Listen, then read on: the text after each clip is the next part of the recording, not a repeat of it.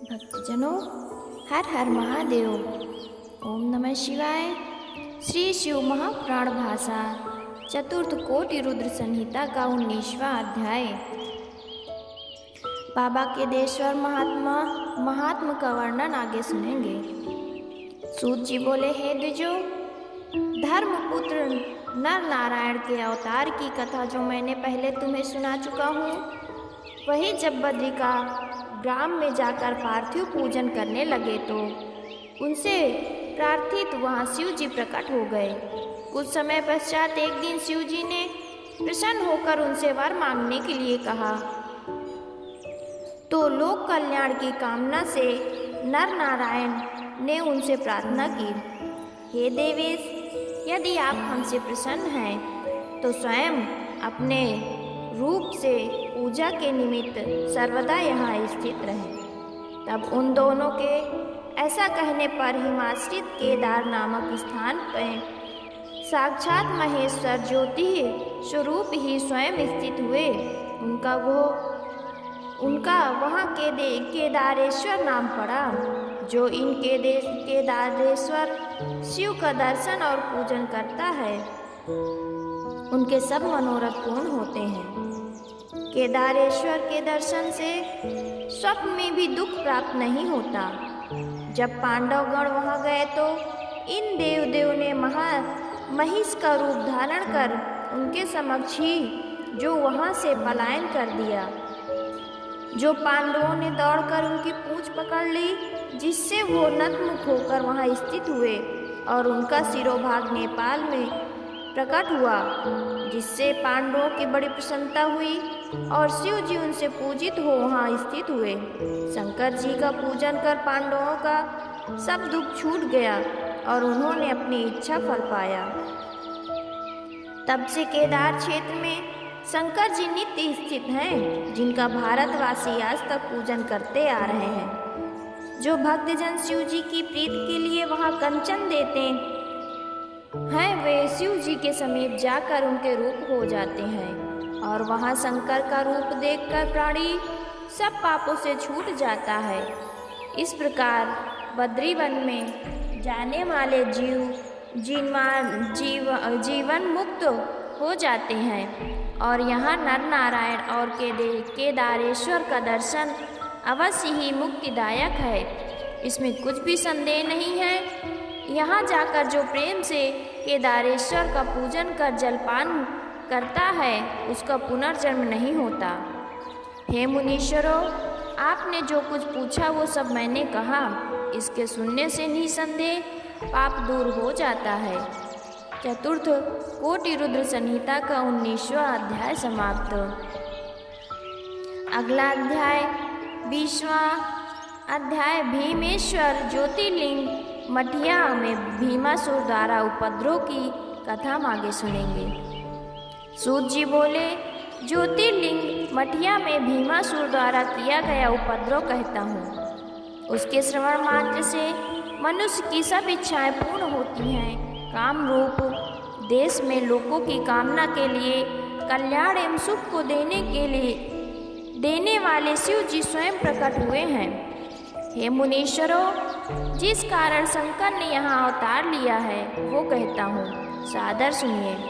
हे ब्राह्मणों, पूर्व समय में भीम नामक एक बड़ा वीर राक्षस था, जो सब प्राणियों को दुख देने वाला और धर्म का नाश करने वाला था। वो कुंभकर्ण से करकटी नामक राक्षसी से उत्पन्न हुआ था और अपनी माता के समान ही पर्वत पर रहा करता था।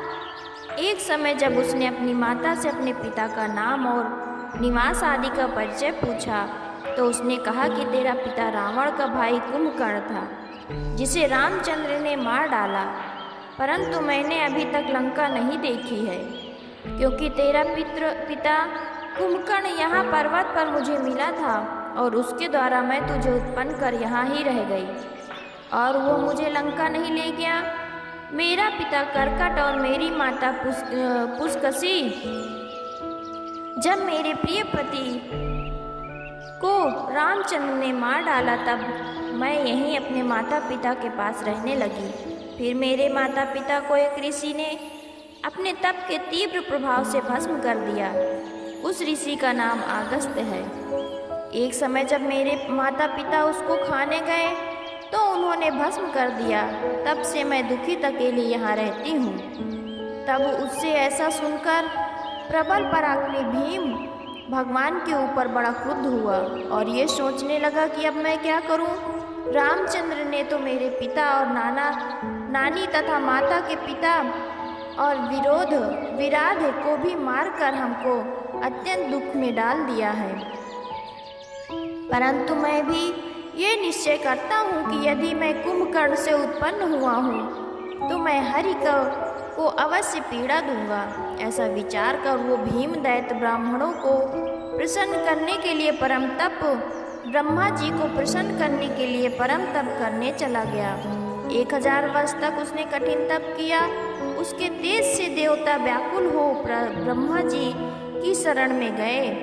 अनेक स्त्रोतों से उन्हें प्रसन्न कर अपना दुख निवेदन किया और ये कहा कि वो राक्षस जो मांगता है वो वर देकर उसे रोक दीजिए,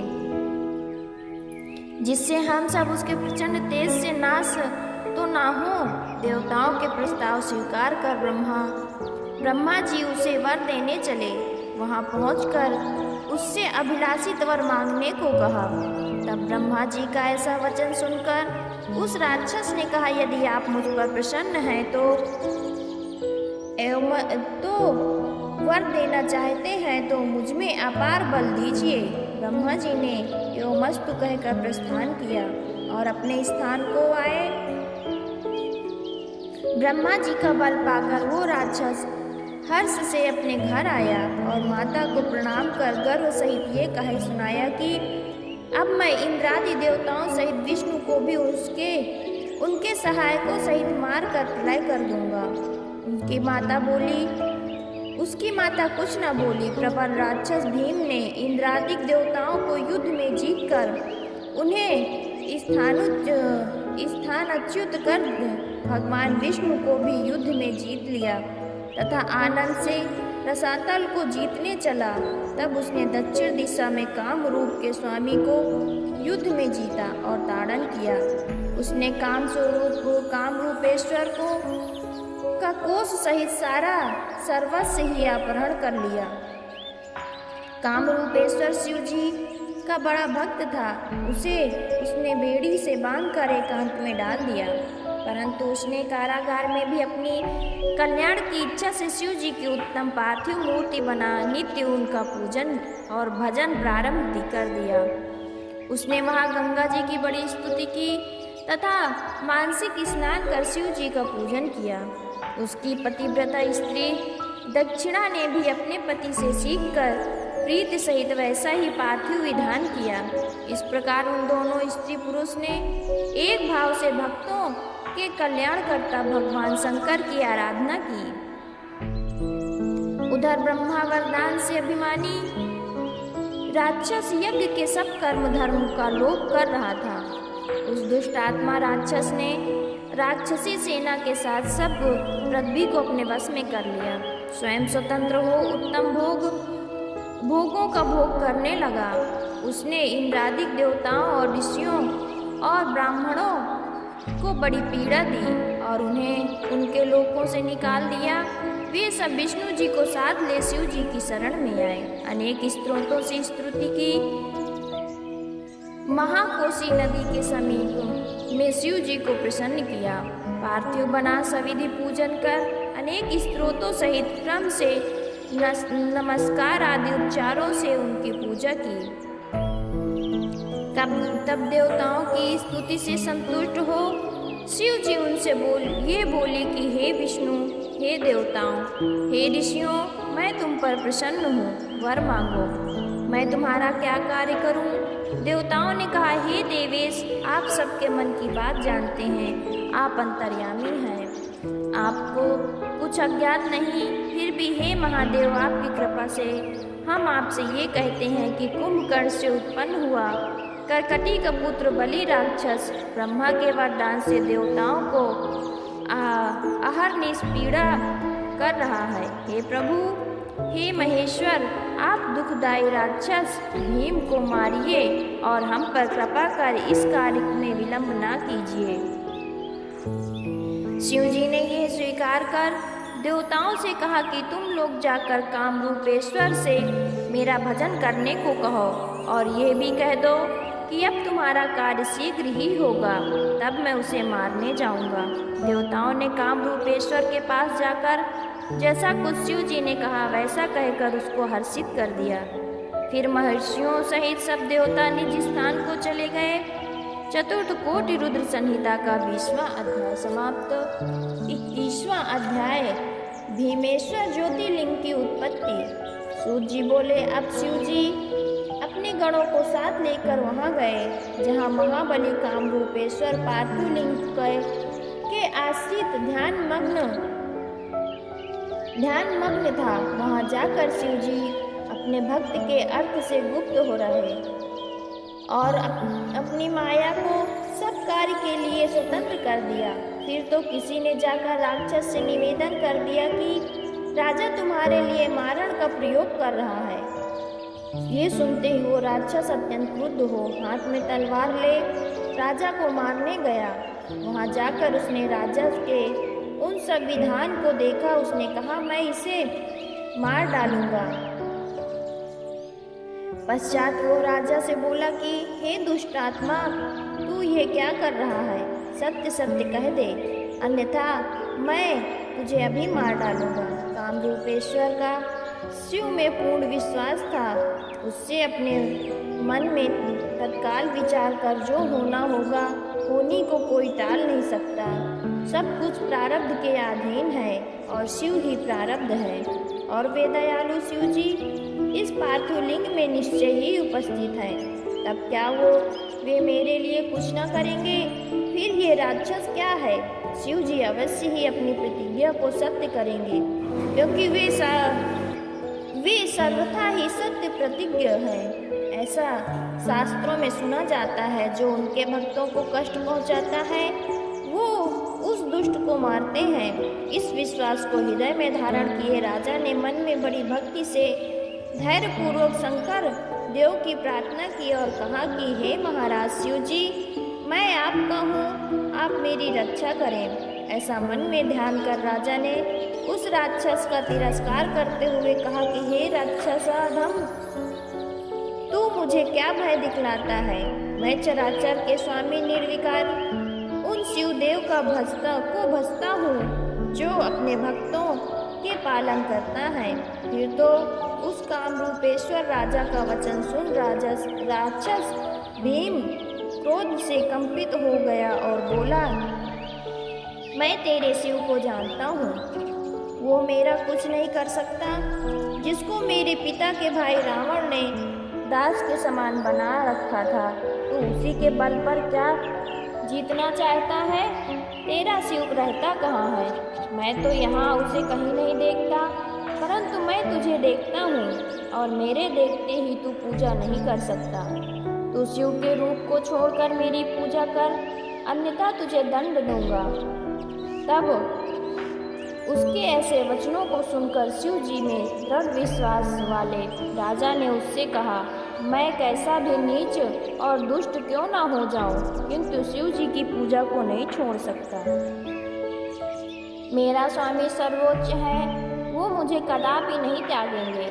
तब इस प्रकार उस शैव राजा के वचन को सुनकर भीम ने कहा, तू उस शिव की मुझसे क्या प्रशंसा करता है, जो कि पागलों सा नित्य भीख मांगता है? फिर वो अपनी आकृति को क्या जानेगा? भक्तों का पालन करना योगियों की शक्ति के बाहर है। ऐसा विचार कर तू शिव से विरत हो, मैं उनसे युद्ध करूंगा। राक्षस भीम के ऐसा कहने पर शिव के दृढ़वती राजा ने निर्भयता से उसे यह उत्तर दिया कि हे दुष्टात्मा, मैं ऐसा नहीं कर सकता, परंतु तू शक्तिमान है, इसलिए तू ऐसा कर सकता है। सूत जी कहते हैं कि राजा की ऐसी बात सुनकर उस राक्षस ने अपनी पैनी तलवार उठा उस पर प्रहार करना आरंभ कर दिया, परंतु उसकी तलवार पार्थुलिंग तक पहुंची भी न थी कि उस पार्थिव लिंग से साक्षात स्वयं शिव जी प्रकट हो गए और उन्होंने अपने को भीमेश्वर नाम से घोषित करते हुए उस राक्षस से भक्त रक्षा के अपने प्रण को कहते हुए अपना पिनाक उठा उसकी तलवार के 2 टुकड़े कर दिए। फिर तो उस राक्षस ने उनके ऊपर त्रिशूल फेंका, जिसे शिवजी ने काट कर उसके 100 टुकड़े कर दिए। तब उस दैत्य ने शंभु के ऊपर अपनी शक्ति का प्रहार किया तो शिवजी ने अपने बाणों से शीघ्र ही उसके लाखों टुकड़े कर दिए। इसके बाद उसने उन महादेव जी पर अपने परिध अस्त्र का प्रहार किया। शिवजी ने क्षण मात्र में उसे तिल के समान काट कर खंड खंड कर दिया। इसके पश्चात शिवजी के गणों तथा राक्षसों का बड़ा ही भयंकर युद्ध आरंभ हुआ, जिससे पृथ्वी व्याकुल हो गई और पर्वतों सहित 7 समुद्र विचलित हो गए। देवताओं तथा ऋषियों में बड़ी व्याकुलता हुई। उन्होंने परस्पर ये कहना आरंभ कर दिया कि हमने व्यर्थ में ही इसके लिए शिव जी से प्रार्थना की। परंतु उसी क्षण वहाँ नारद जी आ पहुँचे और उन्होंने हाथ जोड़ सिर झुकाकर दुख दूर करने वाले शिव जी की प्रार्थना आरंभ कर दी। नारद जी ने कहा, हे नाथ, आप क्षमा कीजिए, एक तृण पर क्या कुठार का प्रयोग होता है, आप इसे शीघ्र मारिए। फिर तो नारद जी के ऐसी प्रार्थना करने पर शिव जी ने अपने एक ही हुंकार से उन समस्त राक्षसों को भस्म कर दिया। राक्षस भीम कहाँ है? शिव जी की इस प्रकार क्रुद्ध होने पर उसकी राख तक का पता न लगा। शिव जी की कृपा से इंद्रादिक सब देवताओं और मुनियों को शांति प्राप्त हुई, संसार स्वस्थ हुआ। महेश्वर के क्रोधानल से जो राक्षसों के शरीर की जली भस्म संपूर्ण वन में व्याप्त हो गई, जिससे अनेक औषधियाँ और मनुष्य के रूप तथा अनेकों वेश उत्पन्न हुए, जिसके लेप से भूत प्रेत और पिशाच आदि सब दूर हो जाते हैं, तथा ऐसा कोई भी कार्य नहीं जो उस भस्म से ना होता हो। पश्चात वहाँ उपस्थित देवताओं ने मुनियों ने शिव जी से वहाँ निवास करने की प्रार्थना की और वे लोक कल्याण की दृष्टि से वहाँ भीम शंकर नामक ज्योतिर्लिंग में उस पर उपस्थित हुए, जो अब आपत्तियों का निवारण करने वाले तथा परम पूज्य हैं। चतुर्थ कोटि रुद्र संहिता का 21वां अध्याय समाप्त। भक्तजनों, हर हर महादेव, हर हर महादेव।